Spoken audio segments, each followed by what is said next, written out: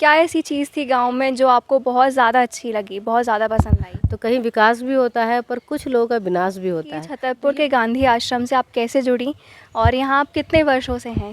बड़ा ही जीवन के पीछे तक ले जाने का प्रयास कर रहा है ये ज्ञान थोड़ा हटके। जो गांधी जी के विचार हैं वो वर्तमान समय में कैसे प्रासंगिक हैं? इस बारे में थोड़ा सा प्रकाश डालिए। ऐसा सुनने में आता है कि यहाँ पर डाकू आए थे और उन्होंने गांधी जी के सामने अपने हथियार फेंके थे, तो उस बारे में क्या कहना चाहती हैं आप? गांधी जी कोई व्यक्ति नहीं रहे, वो तो एक बहुत बड़ी विचार की ताकत थी जो हमारे समाज की मूलभूत ज़रूरत है। तो वहाँ मेरा जो रहना हुआ वो मेरे जीवन को वहाँ से बदला। गांधी जी कहते थे कि अगर कोई आपके एक गाल पर थप्पड़ मारे तो आपको दूसरा गाल आगे कर देना चाहिए। तो वर्तमान समय में इस बात का क्या अर्थ है? नमस्कार, स्वागत है आप सभी का हमारे यूट्यूब चैनल ज्ञान थोड़ा हटके पे। और आज हम आए हुए हैं छतरपुर के एक प्रमुख स्थल जिसके बारे में बहुत सारे लोग जानते हैं और बहुत कुछ जानना भी बाकी है, जो है गांधी आश्रम।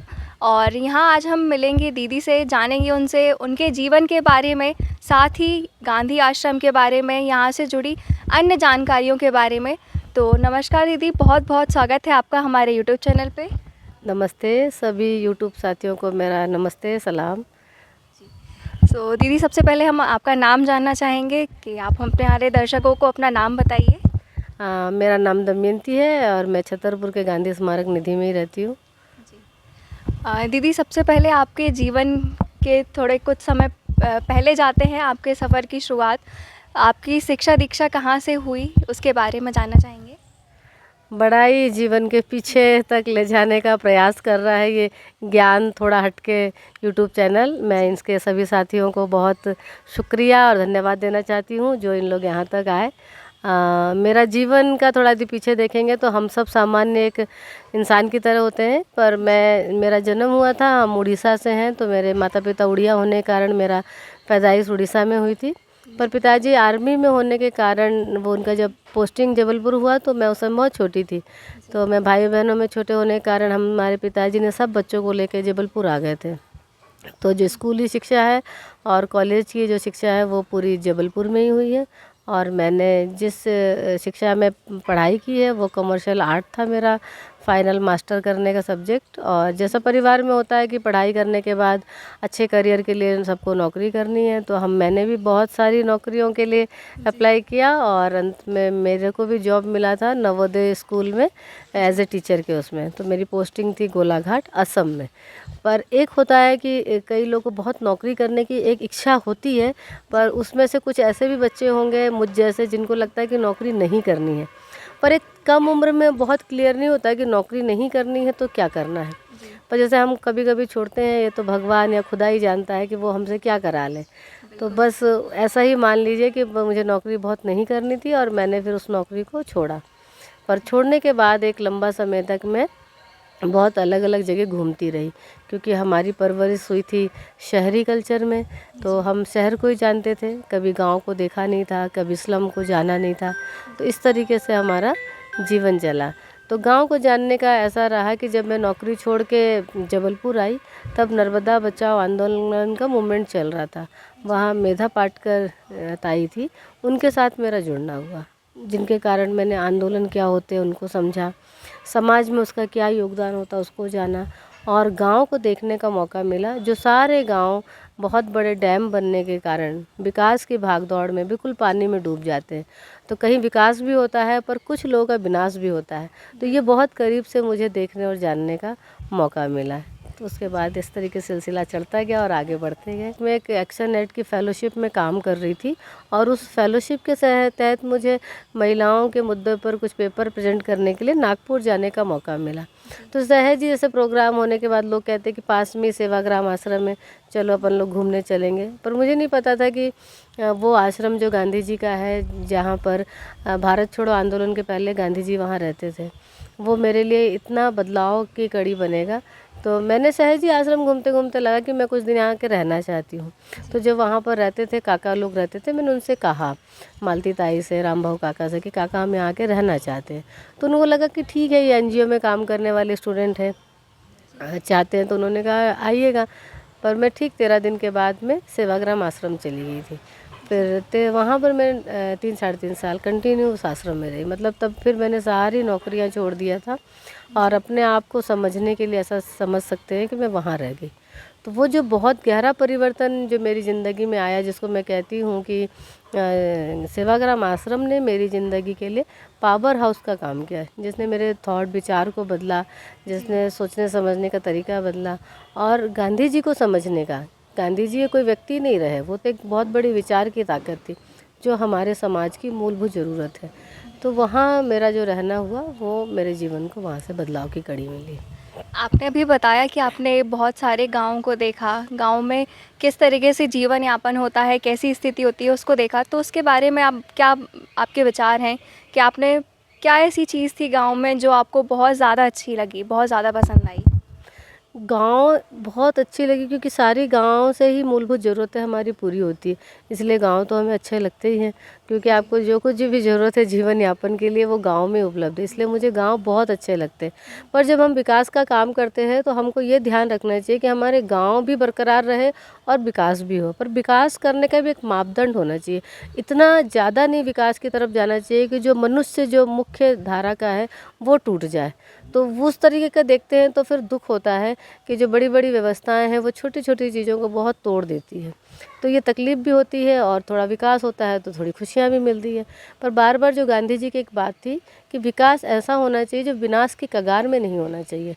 तो हमको देखना चाहिए कि विनाश तो नहीं हो रहा है, हम किस विकास की तरफ बात कर रहे हैं। ऐसा बिल्कुल सही कहा जाता है, गांधी जी ने ही कहा था कि भारत की आत्मा गाँव में बसती है और वहाँ जाकर ही जो सच्चा जीवन है हम देख सकते हैं। और मैं अगला सवाल आपसे ये जानना चाहूँगी कि छतरपुर के गांधी आश्रम से आप कैसे जुड़ी और यहाँ आप कितने वर्षों से हैं? यहाँ तक आने का सिलसिला सफ़र जो शुरुआत हुआ, क्योंकि हम जब सेवाग्राम आश्रम में रहने लगे थे तो बाद में जीवन का ऐसा तय किया कि जीवन जो है श्रम आधारित ही होगा और गांधी जी का जो स्वावलंबन का सिद्धांत है उसी पर जीवन जीने का मन था। और जो अंतिम आदमी की बात थी कि हर अंतिम व्यक्ति तक के जीवन की हर ज़रूरतें पूरी होनी चाहिए। तो हमने देखा कि सबसे सच्चा और महत्वपूर्ण जीवन जो है वो किसान का ही जीवन है। तो हमको लगता था कि हम अपनी छोटी सी ज़मीन लेके ही खेती कर जीवन ही जिएंगे और उसी से ही हम अपनी ज़रूरतों को पूरा करेंगे और अपने आने वाले सभी साथियों की ज़रूरत को पूरा होगा। पर जब हम ज़मीन खोज रहे थे तो ज़मीन हमको कहीं मिली नहीं, क्योंकि ज़मीन तो बहुत पैसे वालों की चीज़ हो जाती है। हम लोग तो बहुत ही मतलब सामान्य लोग थे। तो जो हम लोग क्योंकि गांधी विचार में ही थे और हमारा गृहस्थ जीवन भी था, मैं संजय जी थे, हमारी एक छोटी बेटी भी थी सृजा। तो हम लोग ज़मीन खोजते खोजते हमारे मित्रों ने कहा कि जब तुम खेती के लिए ज़मीन ढूंढ ही रहे हो तो एक बार छतरपुर गांधी आश्रम जाके देखो, क्योंकि यहाँ पर खेती करने की ज़मीन है। तो बस वो खेती करने की ज़मीन हमको छतरपुर तक ले आई और फिर ये सिलसिला इतना लंबा चला कि यह शहर, प्यार, लोग सब अपने बन गए। तो मैं 2006 से यहाँ आई हूँ। जब मेरी बेटी छोटी थी 1.25 साल की, उसको लेके हम लोग यहाँ आए थे। जी वही, क्योंकि आपका जन्म वहाँ उड़ीसा में हुआ, उसके बाद आप यहाँ छतरपुर में काफ़ी लंबी दूरी तय कर आप आई हैं। सिर्फ ये दूरी किलोमीटर्स की नहीं बल्कि आपके जीवन के समय की भी है, बहुत सारा समय आपका यहाँ रहा। दीदी आपसे अगला सवाल मैं ये पूछना चाहूँगी कि यहाँ पे गांधी आश्रम जो है उसकी स्थापना कब हुई और यहाँ कौन कौन से कार्य हैं जो होते हैं? गांधी जी के शहादत के बाद गांधी स्मारक निधि की स्थापना हुई और उस समय के जो लोग थे उन्होंने तय किया कि गांधी कोई व्यक्ति नहीं, गांधी एक विचार है। तो उस विचार को लेके समाज में कैसे काम होगा, तो इसलिए गांधी स्मारक निधि की स्थापना हुई 1948 के बाद से। 1950 के बाद से छतरपुर का ये सेंटर जो है ये गांधी स्मारक निधि को मिला और गांधी विचार को लेके काम हुआ।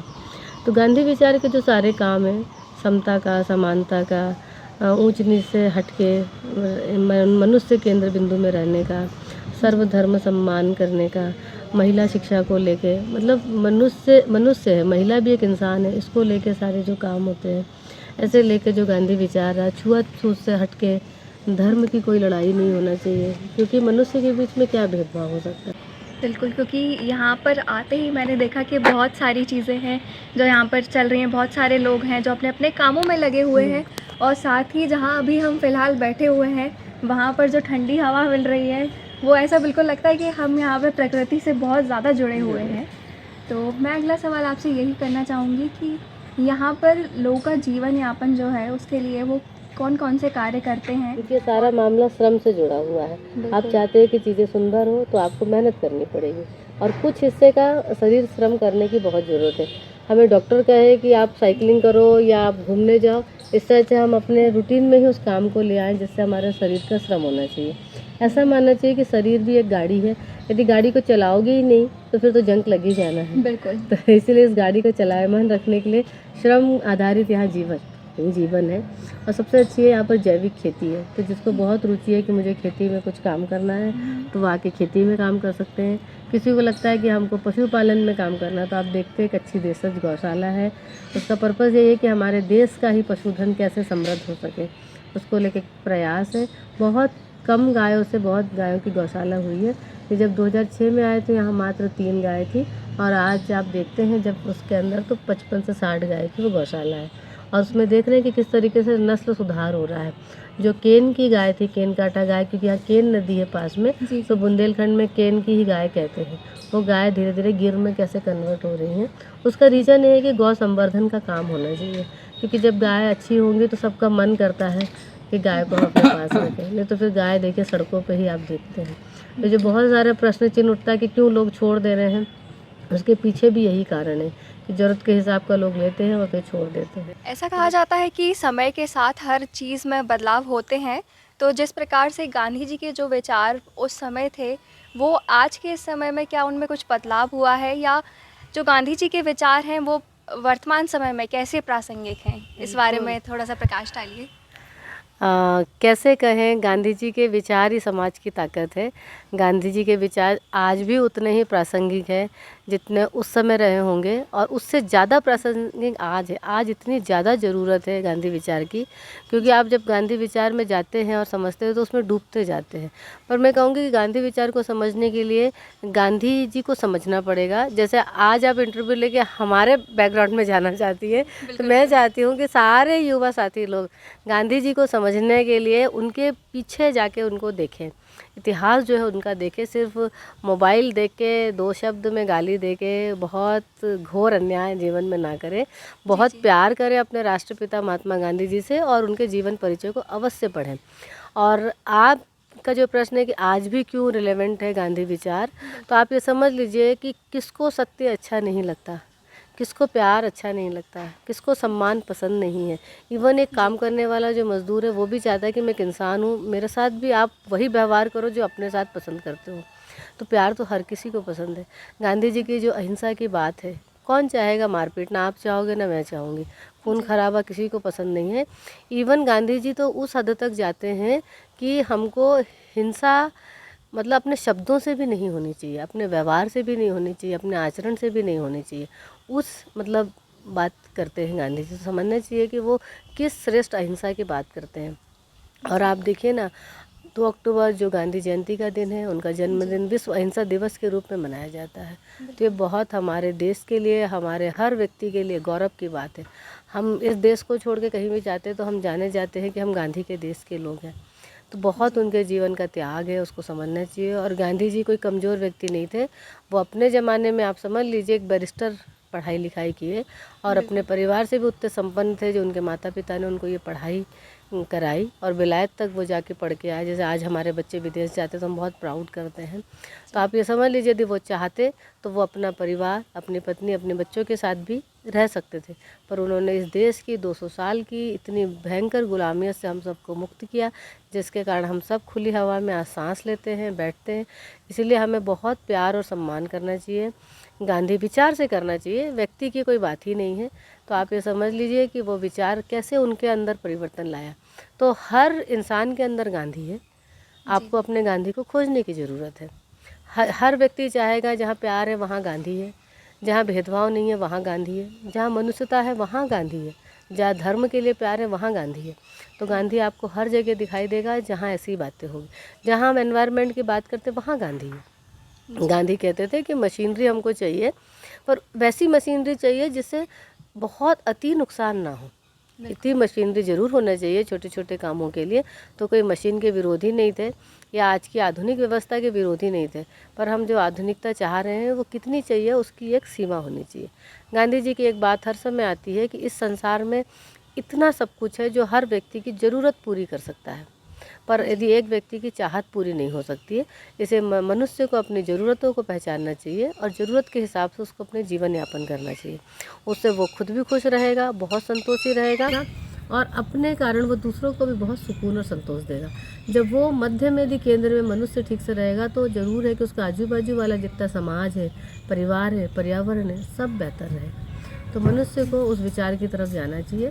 गांधी विचार कोई धर्म से नहीं जुड़ा है, किसी विशेष व्यक्ति से नहीं जुड़ा है, यह हम सबका अपना ही सोच है कि हम जैसा चाहते हैं मिलजुल के प्रेम से रहें, वही विचार गांधी विचार है। बिल्कुल, हम चाहते हैं कि गांधी जी के विचारों को जानें और समझें, तो हमारे लिए बहुत आवश्यक है, जैसा दीदी ने बताया, कि हमें उनके अतीत में जाना होगा, उनकी जो जीवन की कहानी रही उसमें जाना होगा, तभी हम उनको समझ पाएंगे और उनके विचारों को सच्चे तरीके से अपना पाएंगे।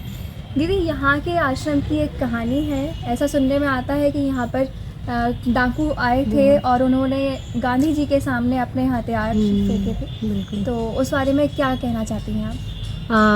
हाँ, यहाँ जो आप देखते हैं स्टैचू भी है, 1972 का जो बागियों का आत्मसमर्पण हुआ था वो गांधी विचार के ही जो गांधी जी के अनुयायी रहे विनोबा भावे जी, आचार्य विनोबा भावे जी के मार्गदर्शन में हुआ था।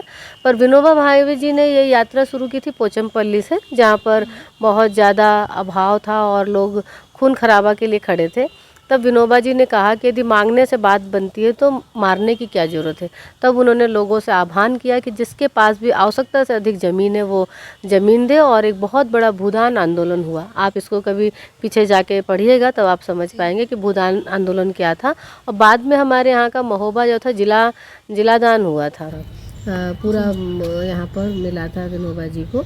और उसी दौरान जब विनोबा जी पूरे देश की यात्रा करते करते आ रहे थे तो जब चंबल तरफ पहुँचे तो यहाँ पर बहुत ज़्यादा आतंक था डाकुओं का, बागियों का, क्योंकि लोग बहुत डरते थे। और बागी जो थे वो सरकार के साथ बातचीत करने को तैयार नहीं थे, क्योंकि उनको कभी नहीं लगता था कि हमारे साथ न्याय होगा। तो उनको ये लगा कि जो बाबा है, विनोबा है, उनके साथ वो बात करने को तैयार हुए। और फिर विनोबा जी ने के मार्गदर्शन में जेपी जी जरूर छतरपुर गांधी आश्रम आए थे। विनोबा जी भी थोड़ा शारीरिक अस्वस्थ हुए थे तो नहीं आ पाए थे, पर जयप्रकाश नारायण जी और प्रभा देवी दोनों लोग इस गांधी आश्रम में छतरपुर में आए थे और बागियों ने आत्मसमर्पण किया था।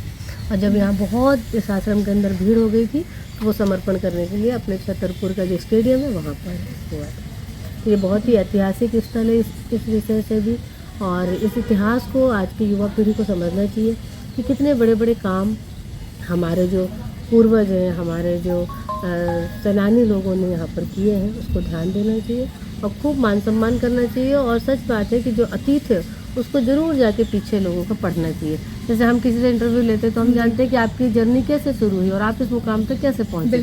तो स्वाभाविक है कि जब गांधी जी आज 156 साल के हो गए हैं, मान लो, और है नहीं शारीरिक रूप से, पर उनका जो साहित्य है, उनका जो काम है वो हमारे पास लिखित रूप में यहाँ है, तो हमको समझना और पढ़ना चाहिए। जी बिल्कुल, पढ़ने के साथ साथ उनके विचारों को जब समझेंगे और तब हमें समझ आएगा कि वो कितने महत्वपूर्ण हैं और उनसे हमारा जीवन कितना ज़्यादा सुधर सकता है।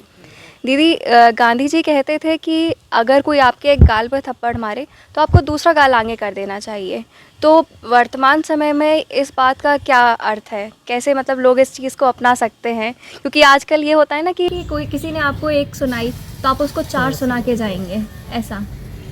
गांधी जी की एक कोटेशन भी आप कभी पढ़ोगे तो यदि एक शब्द से बात बनती है तो 2 बोलने की ज़रूरत नहीं, तो ये समझ जाइए कि वहीं अपने आप शांति हो जाती है। और रहा मारने का जो एग्जाम्पल है कि गांधी जी ने कहा एक थप्पड़ मारे तो दूसरा गाल भी, तो वो कहते हैं कि वो हमारा भाई ही है ना, यदि हमको सहनशील बनना चाहिए। यहाँ सहनशील का बात है कि उसने एक मारा तो आपने 4 मारा, तो बात और बिगड़ती है।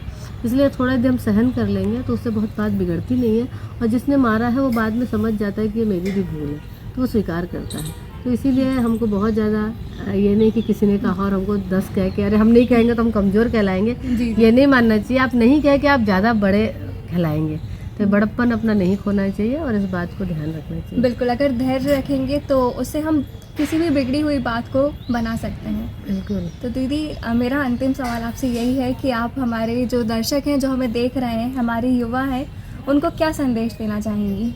मैं तो सब प्यारे साथियों को, उम्र से कोई बड़े भी हो सकते हैं वो, पर दिल से युवा हो सकते हैं, जी। और कम उम्र के हैं वो दिल से युवा हो सकते हैं। तो सारे लोगों से मेरा यही कहना है कि गांधी विचार को समझें, अपने आचरण में लाएं, और हम खूब मिलजुल के आराम से रहें। गांधी जी बार बार यही बात कहते थे कि हमारा पूरा सुंदर देश है, देश में हम सब बहुत अच्छे अलग अलग वेशभूषा रंग रूप के लोग हैं, अलग अलग जाति धर्म के रूप में, पर फिर भी हम एक मनुष्य हैं। और जो भेदभाव है, चाहे जाति धर्म का हो, चाहे मनुष्यों का हो, चाहे लिंग भेद का हो, बेटियों इस सबसे ऊपर उठना चाहिए, और मनुष्यता की कड़ी में हमको मिल के रहना चाहिए। और इस सब को जानने के लिए सबसे ज़रूरी है कि हम गांधी विचार को पढ़ें, समझें, और फिर अपने जीवन में आचरण में लाएं। तो यही मेरा सारे साथियों से कहना है आपके चैनल के माध्यम से। जी, बहुत बहुत धन्यवाद दीदी, आपने अपना कीमती समय दिया हम लोगों को और लोगों को इतनी अच्छी जानकारी दी। तो आज हमने यहाँ पे दीदी से बात करी, जाना गांधी आश्रम के बारे में, साथ साथ उनके जीवन के सफ़र के बारे में। तो आप लोग देखते रहिए हमारे YouTube चैनल ज्ञान थोड़ा हटके, और सब्सक्राइब ज़रूर कीजिए। नमस्कार।